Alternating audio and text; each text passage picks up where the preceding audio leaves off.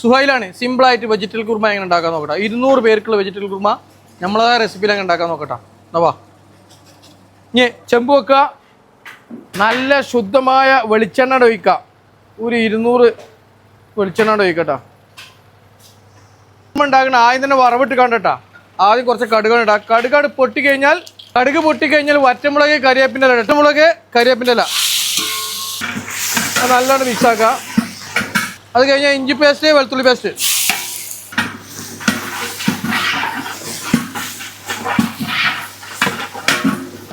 ചോയാണ് പോയാൽ പച്ചമുളക്, ഉള്ളി, വലിയുള്ളി, ബീൻസ് ഇട്ട് കൊടുക്കുക. അതെല്ലാം പാടാണ്ട് വാട്ടിയെടുക്കുക. കുറച്ചും കൂടി വെളിച്ചെണ്ണ ഒഴിച്ചു കൊടുക്കുക. അവിടെ കിടക്കട്ടെ.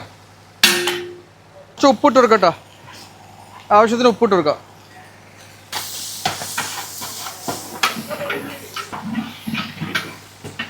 കുറച്ച് വെള്ളം ഒഴിക്കട്ടോ. എന്ത് പറ്റേ ഒരു ഹാഫ് വേവായാലും ബാക്കിയുള്ള സാധനങ്ങൾ ഇടാണ്ട് അതിൻ്റെ ഒപ്പം തന്നെ കുറച്ചും പാടെ വെള്ളം ഒഴിക്കട്ടോ. അതിൻ്റെ ഒപ്പം തന്നെ നമ്മൾ 5 മണിക്കൂർ കുതിർത്തിയ പട്ടാണി ഇട്ട് കൊടുക്കാം. മഞ്ഞപ്പൊടി, ആവശ്യത്തിന് മഞ്ഞപ്പൊടി ഇട്ട് കൊടുക്കട്ടോ. ഇതൊന്ന് വെന്ത് വരട്ടെട്ടോ. 10 മിനിറ്റ് 15 മിനിറ്റ് ആയിട്ടാ.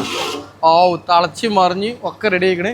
പട്ടാണിയൊക്കെ ഏകദേശം അര വെന്തിട്ടാ. ക്യാരറ്റും ഉരുളക്കിഴങ്ങും കുമ്പാടെ തീക്കിട്ടാ. ക്യാരറ്റ്, ഉരുളക്കിഴങ്ങ് ഇതാണ്ട് വെന്ത് വരട്ടെ.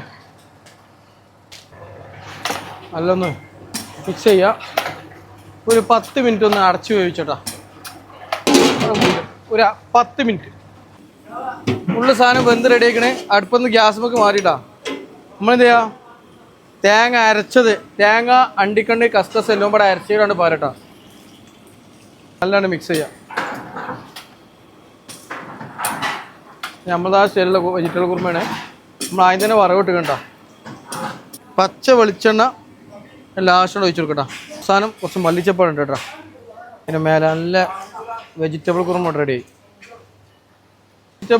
റെഡിയായി. വീഡിയോ ഇഷ്ടപ്പെട്ടാൽ ഷെയർ ചെയ്യുക, ലൈക്ക് ചെയ്യുക, കമൻറ്റ് ചെയ്യുക. വീഡിയോ ഇഷ്ടപ്പെട്ടെങ്കിൽ ഷെയർ ചെയ്യുക, ലൈക്ക് ചെയ്യുക, കമൻറ്റ് ചെയ്യുക. അടുത്ത വീഡിയോയിൽ കാണാം. Okay, by.